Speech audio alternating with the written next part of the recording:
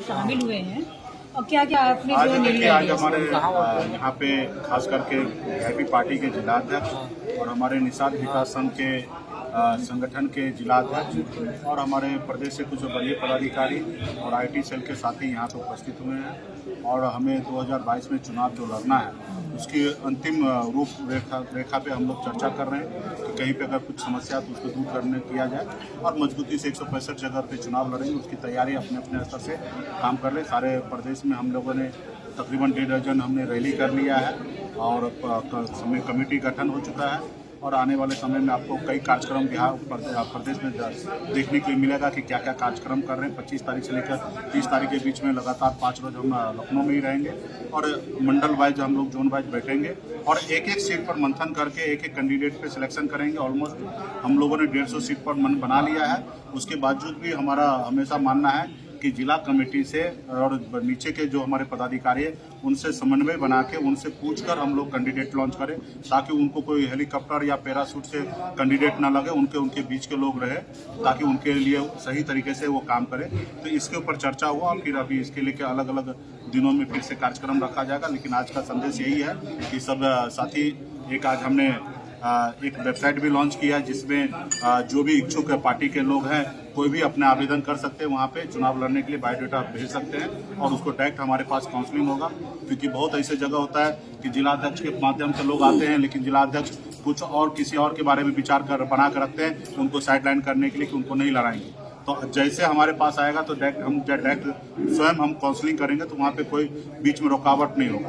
बाकी जिला अध्यक्ष के सहयोग से ही हम लोग पूरे प्रदेश में चुनाव लड़ाएंगे। तो इसको लेके विशेष तौर पे चर्चा हुआ और जिला में काम करने के लिए सारे प्रदेश से साथी आए हैं और एक ऊर्जा के साथ यहाँ से जाएंगे और एक हफ्ते में फिर से पुनः तैयारी करके लखनऊ आएंगे और एक एक चीज पे चर्चा होगा। और जैसे चुनाव आयोग ने घोषणा करेंगे वैसे हम लोग 165 सीट पे चुनाव लड़के घोषणा कैंडिडेट का नाम का घोषणा। आरक्षण को लेकर काफी जद्दोजहद चल रहा है अभी निषाद पार्टी में जो आपके एक दिन आने से पहले किया, क्या है ये आरक्षण का खेल आखिर? नहीं, आप तो देख ही रहे कि वर्षों से 74 साल से खास करके निषाद समाज को गुमराह किया जा रहा है। हर पॉलिटिकल पार्टी ने गुमराह किया और आज तो ऐसा होगा कि हमारे समाज का बेटा ही समाज को गुमराह कर रहे हैं। आज पहले से क्लियर था कि वहाँ पे आरक्षण का घोषणा नहीं होना है, उसके बावजूद भी पूरे प्रदेश से निषाद को बुलाया सिर्फ भीड़ जुटाने के लिए कि आरक्षण का घोषणा होना है और कल किस तरीके से आरक्षण को और भी नहीं बोला गया।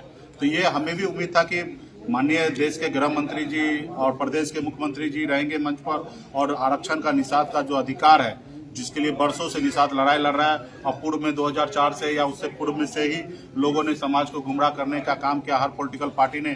और हमें उम्मीद था कि कल वो घोषणा करेंगे लेकिन कल घोषणा नहीं हुआ। तो पूरे बिहार, उत्तर प्रदेश का और बिहार के सभी निषाद भाई काफी बड़े पैमाने पे आहत हुए हैं और हम सबको लड़ाई लड़ना है। हमें पता है कि ये जो लड़ाई है ना वो हमें लड़के और जीतना है, हमें कोई खैरात में देने वाला नहीं है। इस देश को भी आज़ादी के लिए बहुत लोगों को शहीद होना पड़ा और उनको लड़ाई लड़ना पड़ा। उसी तरीके से हम लोगों को लड़ाई लड़ना है और इसके लिए हम लोग 165 सीट पे लड़ेंगे। जो लोग निषाद का वोट अपना जागीर समझ रहे हैं ऐसे लोगों को बताएंगे कि आज निषाद का वोट निषाद का बेटा के साथ है और किसी के साथ नहीं है। हम 165 सीट पे लड़ेंगे तो मेरा मानना है कि कम से कम 70-75 सीट सामने वाला हारेंगे जिनको लगता है कि निषाद का वोट हमारा जागीर है कि एक पार्टी को एक MLC बना दिए और पूरे प्रदेश का वोट हमारे पास आ जाएंगे। ऐसे लोगों को वहम टूटने वाला है और मजबूती से हम लोग कितना हमारे कैंडिडेट जीत के आएंगे मुझे नहीं पता, लेकिन हम सक्षम हैं हर सीट पर 15% वोट लाने के लिए। जो हम 15% क्लेम करते हैं वो इस चुनाव में हम लोग ला के दिखा देंगे ताकि 2024 के चुनाव में बड़े बड़े पॉलिटिकल पार्टी को सोचना पड़ेगा कि जो हम बोलते हैं वो उतना परसेंटेज वोट हमारे पास है। बिहार में भी कोई मान नहीं रहा था। जब बिहार में उपचुनाव हमने लड़ा अकेले अपने दम पे लड़ा और हमने एक सीट पर 15% वोट ला के दिखा दिया और जो निषाद का वोट अपना जागीर समझ रहा था उसको 25,000 वोटों से वो हारा।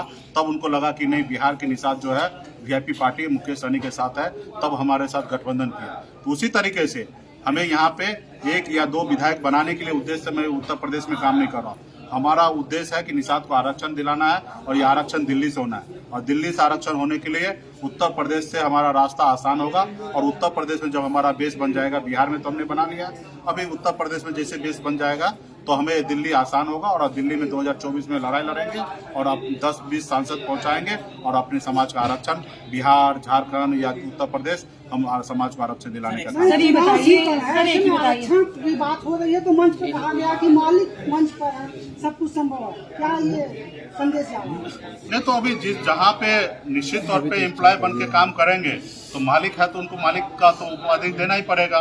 तो उन्होंने निश्चित तौर पे वहाँ पे किस तरीके से काम कर रहे हैं कि अपने सहयोगी को मालिक बोल रहे हैं। तो हम लोगों तो बिहार में कभी मालिक नहीं बोले हैं और न कभी बोलेंगे। हमारे सहयोगी हैं और सहयोगी के तरह रहे। 74 है तो क्या हुआ, 4 वाला भी उतना ही पावर में है बिहार में। तो हम लोगों को बराबरी से हम लोग बिहार में काम कर रहे हैं और यहाँ पे लोग अगर किसी के गुलाम बन गए तो उसको अब क्या कीजिएगा, उसको ज़्यादा से ज़्यादा समझाइएगा।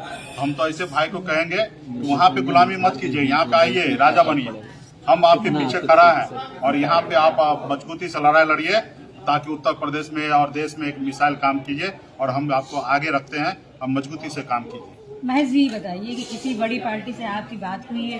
हमें किसी भी बड़ी पार्टी से, वीआईपी पार्टी अपने आप में वीआईपी है और बड़ी पार्टी है नहीं, जैसे कि भाजपा कहती है। हमें किसी भी सर ये मेरा सवाल ये है कि भाजपा का ये कहना है कि निषाद पार्टी को भी वो अपने ही उसमें पक्ष में लेना चाहती है, क्या आप उनका समर्थन देने के लिए तैयार हैं? जैसे हमारा आरक्षण हो जाएगा तो निश्चित तौर पे हम समर्थन देने के लिए तैयार हैं। आरक्षण नहीं होगा तो हम लड़ाई लड़ने के लिए तैयार हैं और हमें किसी बड़ी पार्टी से गठबंधन नहीं करना है। हम अकेले अपने दम पे चुनाव लड़ना चाहते हैं। संजय निषाद जी उनकी तरफ हैं तो उस टाइप में फिर कैसे लड़ाई लड़ेंगे आप? ना लड़े ना, वो तो उत्तर प्रदेश की जनता डिसाइड करेंगे, निषाद डिसीजन लेंगे कि आरक्षण ना दे उनके साथ रहना है या जो आरक्षण की लड़ाई लड़ रहा उनके साथ रहना है। ये तो उत्तर प्रदेश के निषाद को डिसाइड करना है। मुझे लगता है कि 15% मेरे पास वोट है और ये चुनाव के बाद मुझे मेरा बहम जो है टूट जाएगा। 15% होगा तो दिखेगा, नहीं होगा 5% होगा तो 5% दिखेगा।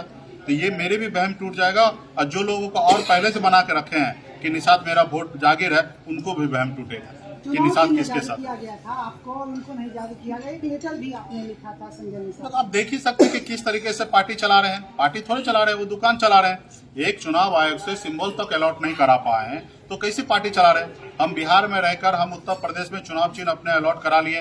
403 सीट पर हम स्वतंत्र हो चुके हैं कि 403 सीट पर चुनाव लड़ने के लिए। अभी हम लोगों ने पहले स्टेप पे 165 सीट का घोषणा कर रहे हैं। हो सकता है 200 सीट भी पार कर ले, लेकिन हम 165 पे हमने कोर हमारा वोट है, वहाँ पे हम मजबूती से चुनाव लड़ेंगे। सवाल है कि जिस तरह से बिहार में आप भाजपा के साथ गठबंधन में, तो क्या आपकी बातचीत भाजपा के किसी भी बड़े नेता से हुई है कि आप यूपी में भी गठबंधन में आइए? देखिए ये सब चीज बातचीत भाजपा के कुछ नेता जो आपको जो रास्ते पे हमको चलना नहीं है उस रास्ते का क्या बात है। लोग तो इच्छा रखेगा। आपके पास अगर 5 वोट है ना तो आपके इधर के जो कैंडिडेट होगा ना विधायक, वो भी आपके घर पे जाएंगे।